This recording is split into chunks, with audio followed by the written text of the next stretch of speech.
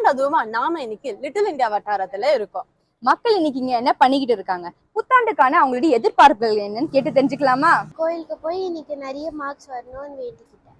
இந்த வருஷம் வந்து எங்களுக்கு பிஆர் ட்ரை பண்றோம், கண்டிப்பா கிடைச்சிடணும். அது கிடைச்சிச்சுன்னா நன்றி சொல்லுவேன் என் அம்மாவுக்கு. எல்லாம் ஆரோக்கியமா இருக்கணும், சந்தோஷமா இருக்கணும், ஹாப்பியா இருக்கணும். இன்னும் மேலும் மேலும் இன்னும் நிறைய உங்களுக்கு எல்லாம் ஹாப்பினஸ் கிடைச்சா இன்னும் கொஞ்சம் நல்லா இருக்கும். எனக்கு இந்த வருஷம் கோலே என்னன்னா, நான் கர்நாடிக் வோக்கல் கத்துட்டு இருக்கேன்.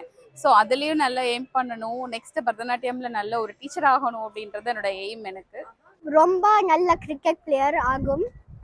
அண்ட் எனக்கு ஸ்டடீஸ்ல குட் மார்க்ஸ் வருங்க. இனி வரும் காலங்கள் வந்து இயற்கைக்கு எதிராக நம்ம எதுவும் செய்யாமல் இயற்கையை நம்ம பாதுகாப்போம். ஸோ அதுக்கு உண்டான இதை வந்து நம்ம எல்லாத்துக்குமே மோட்டிவேட் பண்ணுவோம்.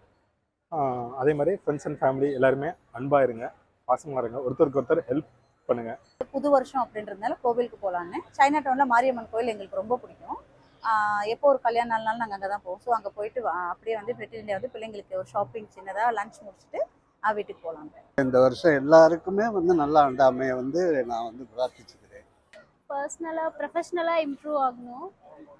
ஸோ பர்சனல் லைஃப்லேயும் கமிட்மெண்ட்ஸ் நிறைய இருக்குது, அதுவும் நல்லபடியாக இருக்கும்னு நினைக்கிறோம். பாசிட்டிவாக எல்லாருக்கும் 2025 இருக்கும். தமிழ் முரசின் சார்பாக அனைவருக்கும் இனிய புத்தாண்டு நல்வாழ்த்துக்கள்.